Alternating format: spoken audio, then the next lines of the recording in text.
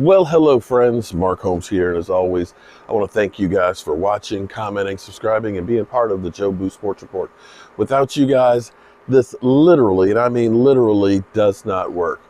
It's been a long day. I got up this morning and we were talking about Dan Quinn, had actually interviewed on Saturday. We had talked about Justin Simmons, who had interviewed on Sunday, as well as Joe Went. And I had to go down the country. I drove over 300 miles today, had to do some work down in there, fix the carpet, take care of the toilet, spackle the wall, drive back home. And then, of course, we found out Doug Peterson was fired. And so we had to deal with that, had to check on my boy Philly 500. And then, of course, we found out that Dan Quinn was hired as defensive coordinator. Had a discussion with my man DMV and talking to a lot of people that are like, man, this is just terrible. And I'm Mr. Positive. I try to look for the positive sides of things. And after listening to a bunch of people, they had me thinking that, oh, Slep Rock, this is the worst thing in the world. Or maybe this isn't the guy. And it may not be the guy. It may be the guy. It may not be the guy. But I tell you what, as I was getting ready for my live stream, shout out to all of you guys that have literally been through 3 live streams with me today, okay? 3. That's right, we had 3 live streams today. Shout out to you guys that listen to me talk that much. Y'all the real trooper. Y'all definitely the ones that are working hard. But as I was getting set up in my man cave, I'm doing some work on that and changing things around and stuff. I was trying to figure out what everything I could about Dan Quinn. And I usually like to start my live stream off with one of the talking heads and things, talking about, whatever the topic of the day, so that way I can dispute it or agree with them and things. Just kind of give you a little flavor so you see, here's the professional, here's me. So you can kind of compare what we have to say and, judge us for it later. And I came across an interview post Super Bowl in 2013. I don't know how I came across it, but it was actually a great clip.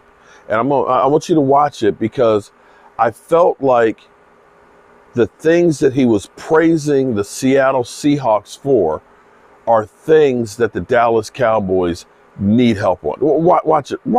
Go ahead, watch it right now, okay? And then we'll talk about it after you watch it, okay?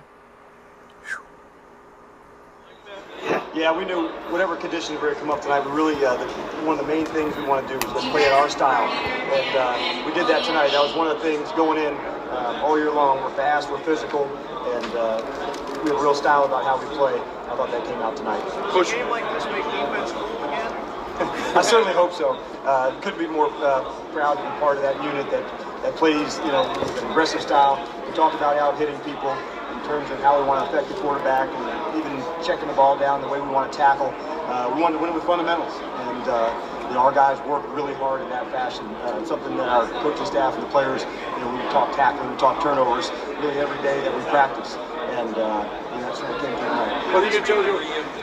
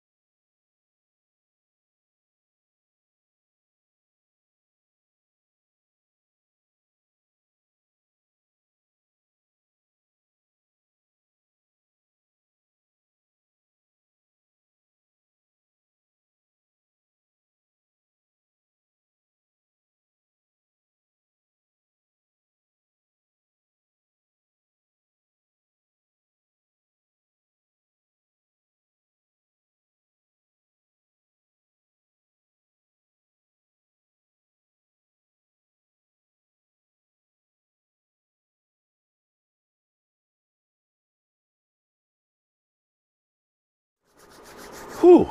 Yeah, it's cold out here tonight. This fire feels good. The only bad thing about having one of these fires is feels good great up here, but see, I'm out here barefoot, okay? I got no shoes on and it's cold. Okay, so the thing that he said, not once, not twice, but 3 times in there that you have to look at and say, that's what we need. Fast and physical. He was saying in there, talking about tackling, winning with fundamentals, and taking the football away. About getting to the quarterback within that 2.2 seconds. Dudes, the Dallas Cowboys defense, more than anything else, you look at tackling, has been atrocious. I have yelled it from the skies. I keep seeing guys that are just kind of, trying to throw a shoulder in here instead of getting their head across the body and tackling with the shoulder and wrapping up and driving through them. I've seen Jalen Smith, again, just kind of holding on for dear life and being drugged down the field. I've seen pursuit angles that are like, you don't understand that you're not running where the guy is.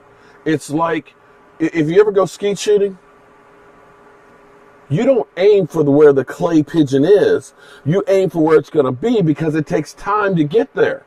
So if you're right here in the middle of the field and the runner's coming out the backfield and running that way, you're not running right here where he is because now you're going to have to get behind him and chase him.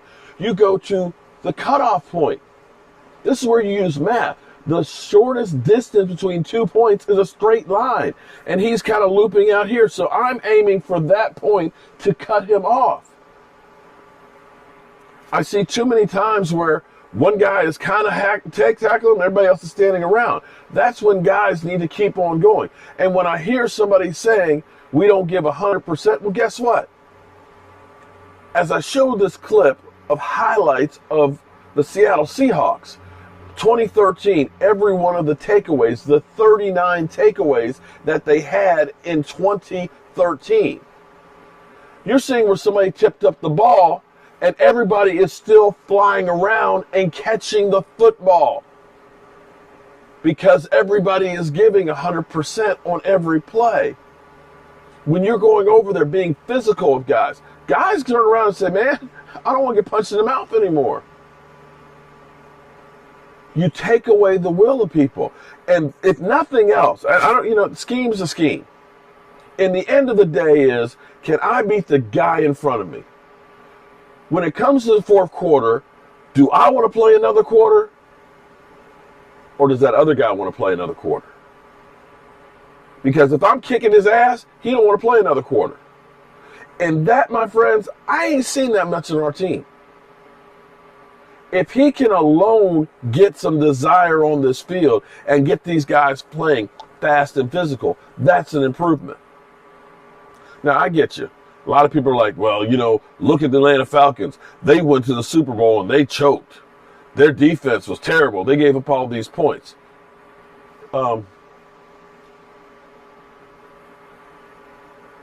Yo, come here.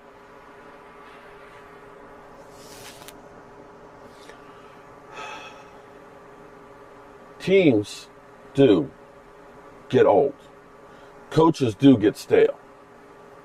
How many times have we seen a coach or a player fail at one place and go to another and succeed? Or maybe they didn't have the right players on that team. Or maybe because as a defensive coordinator, he was better than a head coach. We've seen a lot of guys that are great offensive coordinators, defensive coordinator, Norv Turner comes to mind, but aren't good head coaches. I'll say this much.